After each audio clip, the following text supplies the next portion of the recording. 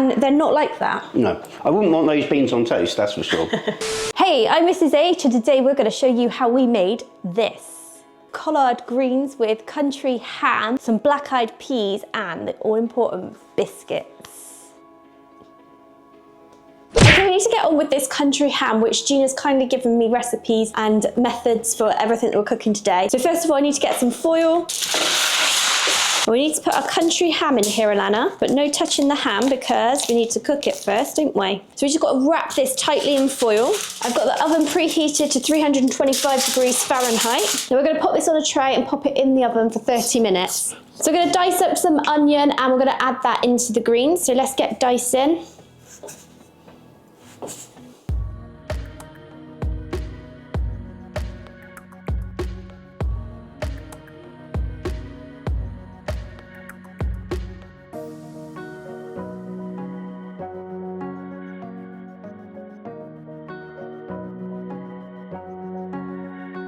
Okay, so that ham is good and cooked, so I'm just going to slice this up and pop it in with those black-eyed peas. Oh, it does smell quite good. It smells a bit like gammon that we have over here. I quite like the smell of that, and I did see on the packet that it has got brown sugar in it, and I'm quite excited by that because I did like trying ham with brown sugar, and I read that in places like Missouri, you have the country ham, but you tend to have it more with brown sugar and less salty, so it's going to be interesting to see what this one's like. Okay, let's pop that in there.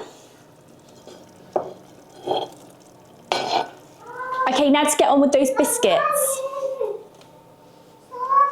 Gina sent us the white lily flour, which I've heard is up there as one of the best. This is a self-rising flour, so hopefully it's going to produce us some nice fluffy biscuits. Now I am learning that not all flour is created equal, and they've got different kind of protein content in the flour, which will affect how your baked goods turn out. And it also depends on what you're cooking. So what you might use for biscuits might be different from what you would use in pancakes or in a cake, etc. The recipe is quite simple for this one. Gina says all you need is 2 cups of the flour and 1 cup of heavy cream. Okay, and in with a cup of heavy cream. If these rise, I can already tell they're going to be fantastic. Cream and flour. So I've got the oven preheated now to 450 degrees Fahrenheit.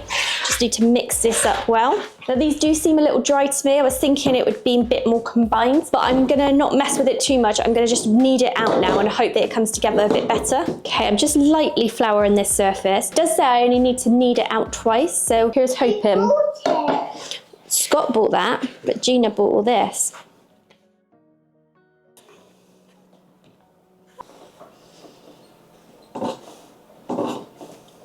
Okay, apparently we just need to knead this twice. Okay, now Gina says you just got to flatten this out by hand to about 1/4 inch thick. Okay, I think that's about 1/4 inch thick. Now I need to go with a cookie cutter, but we don't have a round one, so I'm going to use a trusty glass. Okay, so just press down. So say. I want circle biscuits. You want circle biscuits, oh. Now I'm trying not to twist as I pull it up because I did hear that if you do that, it does seal the edges of the biscuits and it makes them not rise as much. Let's just see. In this one you can kind of see the layers. So I guess I'm not twisting too much. Okay, I guess the next question is whether we put them on the baking tray touching or not, because that was one instruction Gina didn't give me about these. Some of you have said you need to leave your biscuits touching so they kind of bring each other up and rise together. And other times, like on the Pillsbury, it says to space them apart. So I'm not sure what to do from here on in, but I am gonna give it all a go. Okay, Alana's making biscuits over there, and I'm gonna attempt to put all these on this tray whilst I decide whether to leave them touching or not touching. So I'm going to go with just touching on these, or nearly touching. I'm just hoping this is right. Okay, we're just going for this. We're leaving it for 10 to 12 minutes in the oven until golden brown.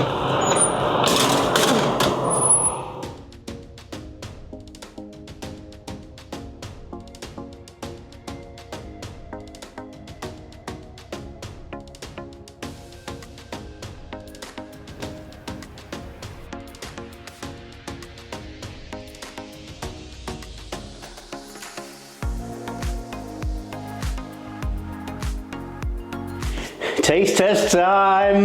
Okay, so this meal's been sent to us from Gina in Virginia, and the reason being is the black-eyed peas in this particular recipe are meant to give you luck for the coming year. Oh, wow. And the turnip greens are meant to keep your money coming in for the coming year.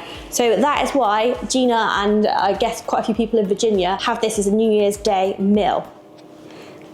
Someone's already tucking in over here. You were meant to wait for the taste test, but you've tried just a bit of biscuit, have you? You like the biscuits? What's that like? 2. A 2. Okay, so I guess we just try a little bit of everything. Okay. I've cut one of your biscuits because Gina said we do need to have the ham. Did you want to start with the country ham? Yeah, please. Okay. So this is bacon in it, this is not the ham. No, this is ham. This is country ham in there as well. Okay. And then we've got some sliced country ham also that we're going to pop in as well.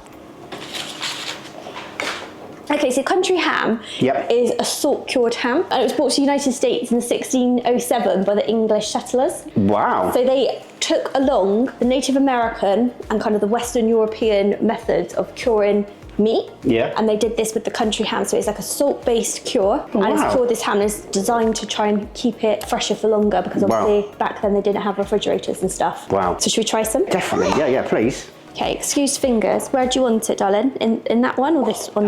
The ham smells lovely. Next to it. Oh, next to it, like that? So just literally just in the biscuit. Yeah, Gina did say she does like to sometimes add mustard to her, so we've only gone with a little bit of butter in there. And let's see how it goes. Yeah. Ham and mustard goes well. First, me. Yep.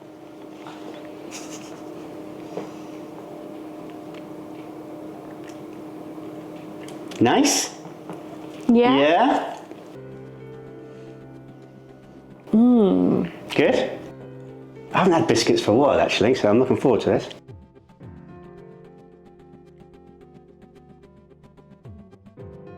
Oh. That goes with the biscuits nicely. So it does remind me a lot of gammon. It smells like gammon. It's a strong taste, isn't it, that ham? Gina from Virginia. Been hiding this one from us, haven't you? Well, she hasn't because she sent us all the ingredients so we could make it. Let's continue and try black-eyed peas. Right, let's go.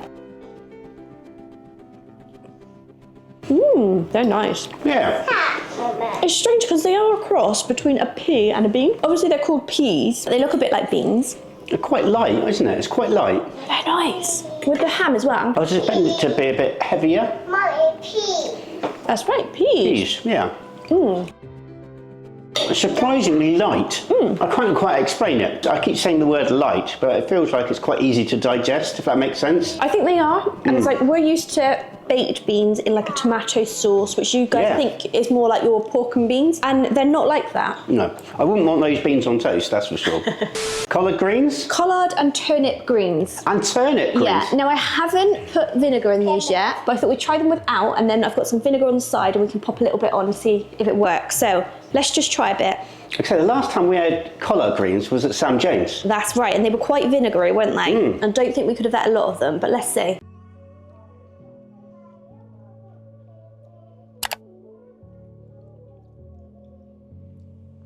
They're actually quite pleasant. Yeah? You sound surprised. I was expecting them to taste a bit like cabbage because they smell like cabbage, but they don't. They're a little bit lighter, I'd say. Okay. I'm guessing after all the Christmas food, you'd be stuffed. You need something quite light and refreshing. So these beans with these collard greens and turnip greens might be sort of a counterbalance, if that makes sense. But I'll try. I can smell meat. I can smell salt. I might be the ham.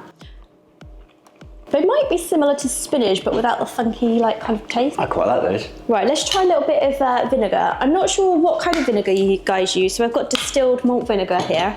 I'm just going to try it. Oh, that's not bad actually with the vinegar. I quite like vinegar. It gives it quite a nice little twist. It doesn't feel stodgy. It's not something I'd eat and I'd be like, oh, I've got to lay down. Marks out of 10.